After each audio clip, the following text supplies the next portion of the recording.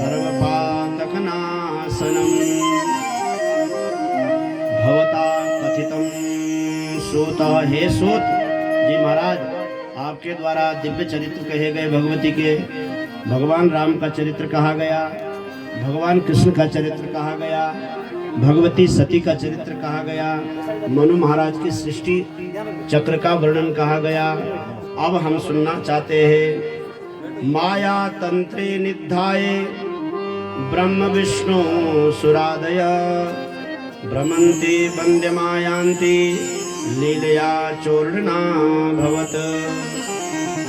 हम जानना चाहते हैं कि माया क्या है। यह महामाया जो है, जगदम्बा है, यह सृष्टि को किस प्रकार से चलाती है।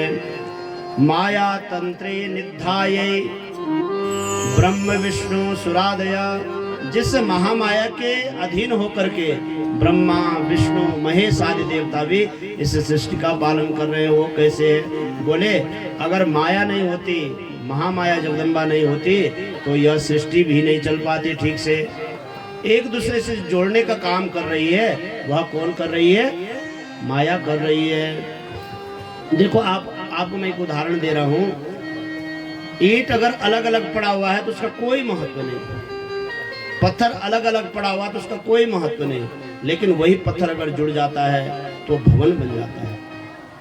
वही ईंट अगर एक दूसरे से जुड़ जाती है तो वह एक भवन के रूप में उसका महत्व बन जाता है। जब हम जुड़ जाते हैं, जोड़ने काम कौन कर रही?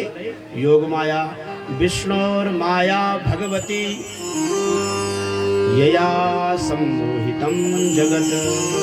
यह भगवती महामाया है, इसने संपूर्ण जगत को सम्मोहित करके एक दूसरे से जोड़ा है।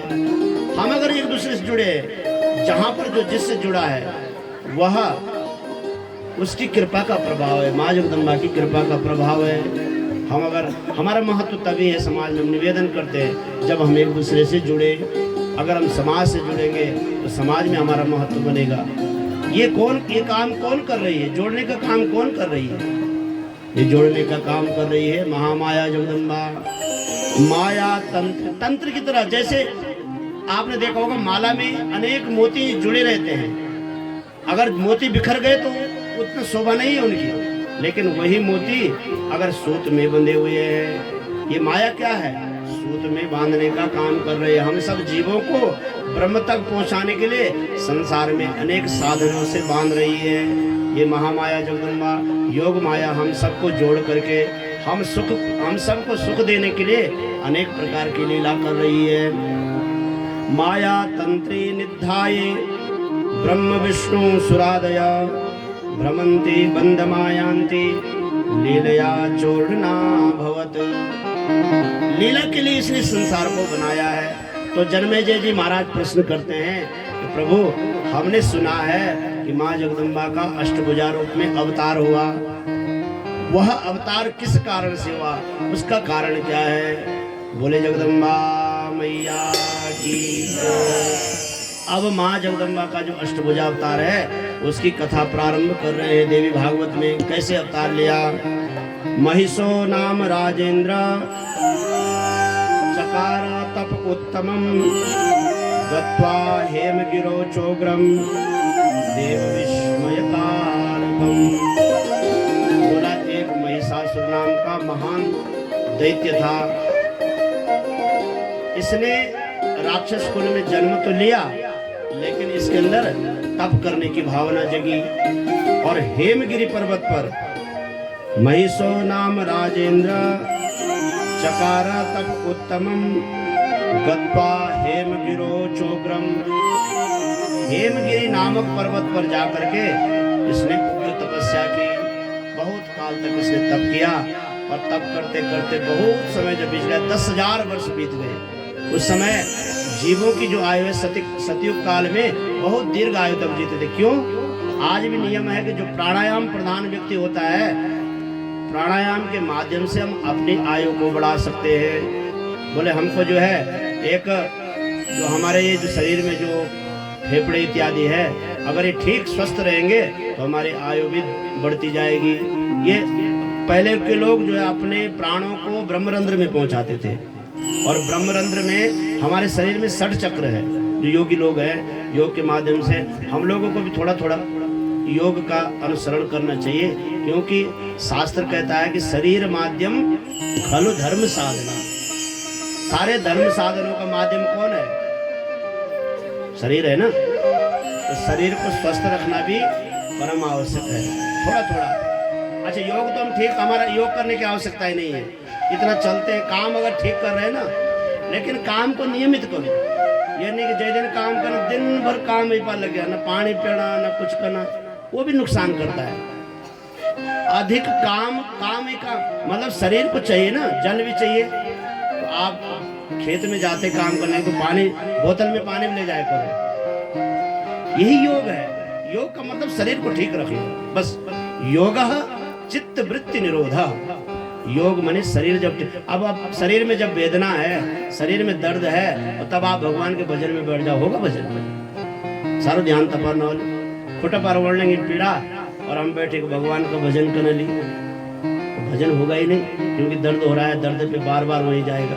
तो पहले शरीर को स्वस्थ रखना, शरीर को स्वस्थ रखना। हम निवेदन करते हैं कि चाय कम पियो, पानी ज्यादा पियो। पानी से सवेरे सवेरे उठ करके अच्छा, मैंने रोज बोल रहा हूँ, कथा में किसी ने बनाई आदत।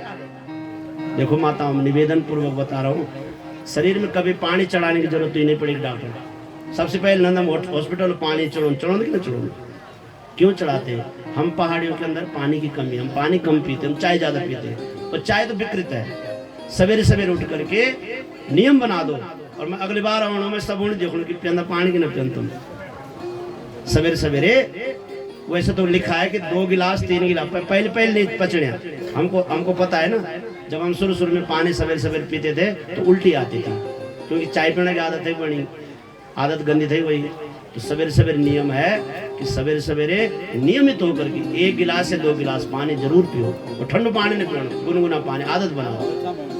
शरीर का ताप शुद्ध रहेगा। अगर आपका शरीर स्वस्थ रहेगा तो आप पूजा पाठ में आपका मन लगेगा। सब शरीर ही नहीं सही तो क्या से पूजा पाठ होगा?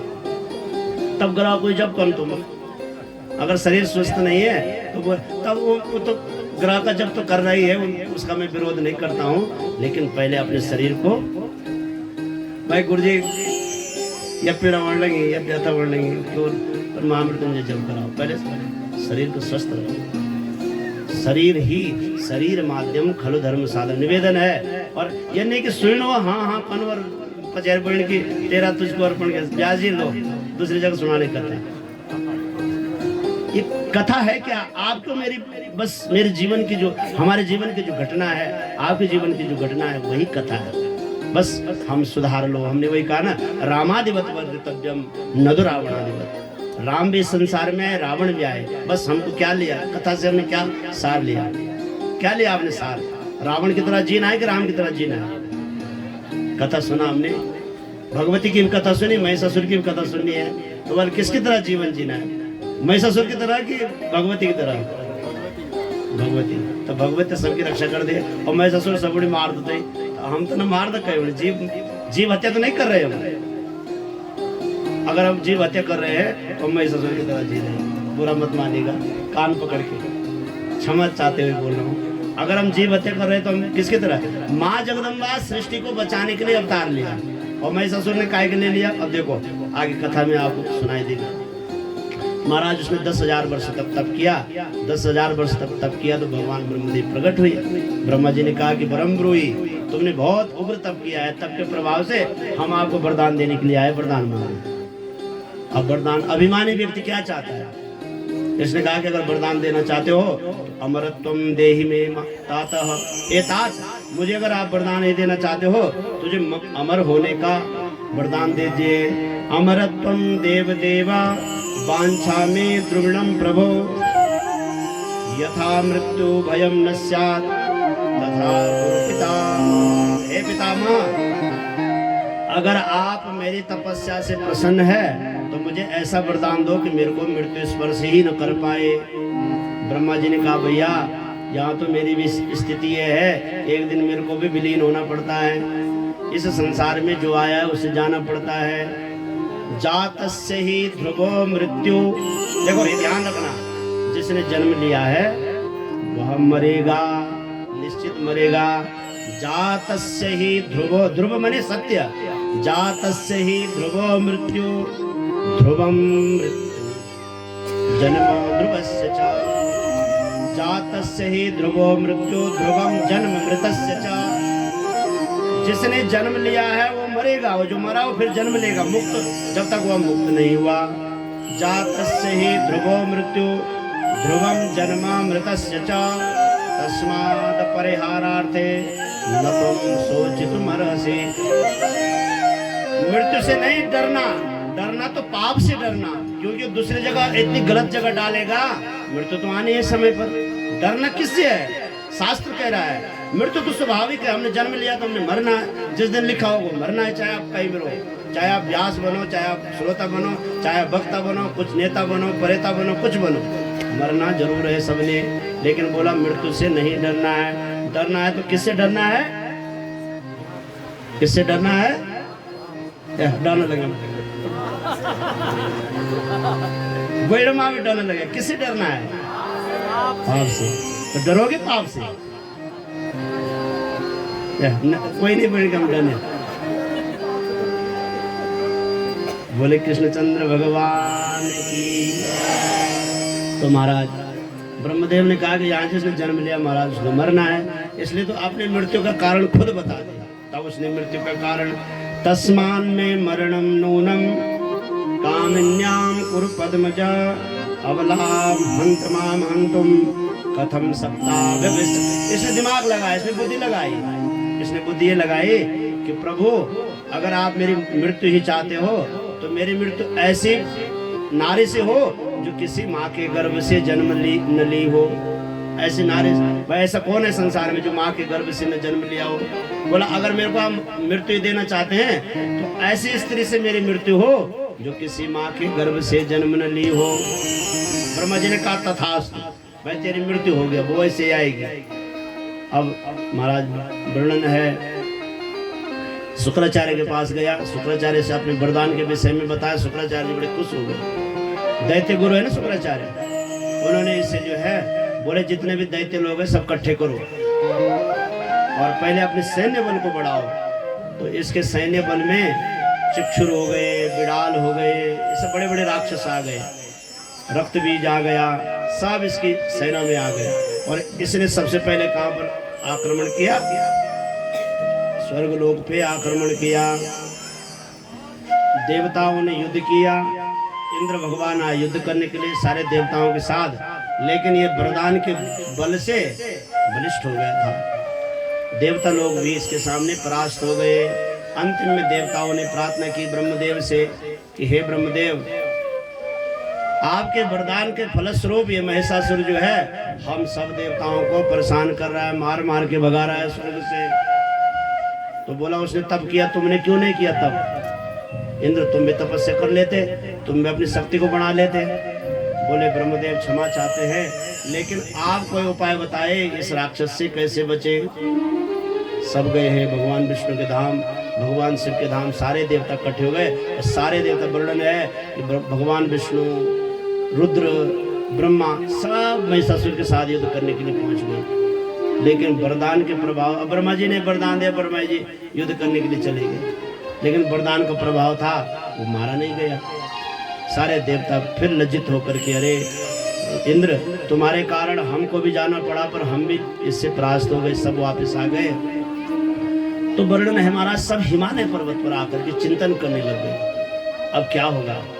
तो कहते हैं कि जब देवता अति दुखी हो गए, बहुत कृष्ण हो गए उसके अत्याचार से, हजारों वर्ष तक अत्याचार करते रहो, देवता लोग भटकते रहे, कंदराओं में छिपे रहे, किसी पेड़ के अंदर छिप जाते, किसी गुफा में छुप जाते थे। तो अंतिम में सारे देवता इकट्ठे हो गए। जब कहते जब अधिक दुख आ जाता है तो उसके बाद हमें सुख का रास्ता मिलने लगता है। देवताओं ने कहा कि हम तो हमारी सत्ता नष्ट हो जाएगी, ब्रह्मदेव अब क्या होगा। तो उसी समय सारे देवताओं के शरीर से एक तेज पुंज निकला, प्रकाश पुंज निकला, और आकाश मंडल में वो प्रकाश पुंज जो है दिव्य एक बड़े पुंज के रूप में परिणित हो गया, माने हजारों योजन पर्यंत था वो।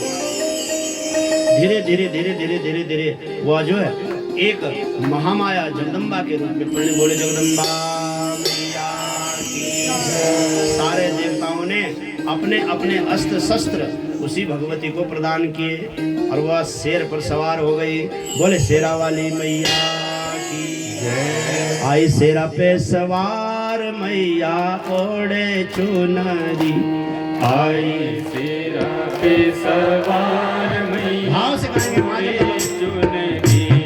आई शेर पे सवार मैया ओढ़े चुनरी, आई शेरा पे सवार मैया ओढ़े चुनरी।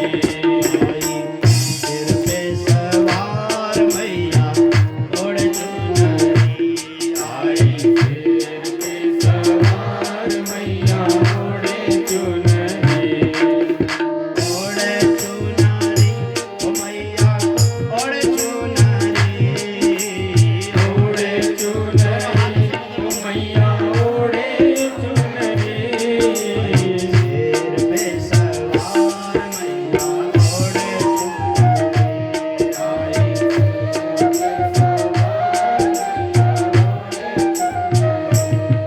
आई शेर पे सवार मैया ओढ़े चुनरी, आई शेर पे सवार मैया ओढ़े चुनरी।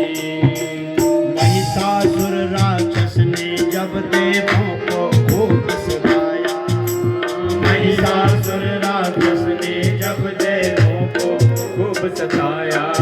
अरे महिषासुर राक्षस ने जब देवों को खूब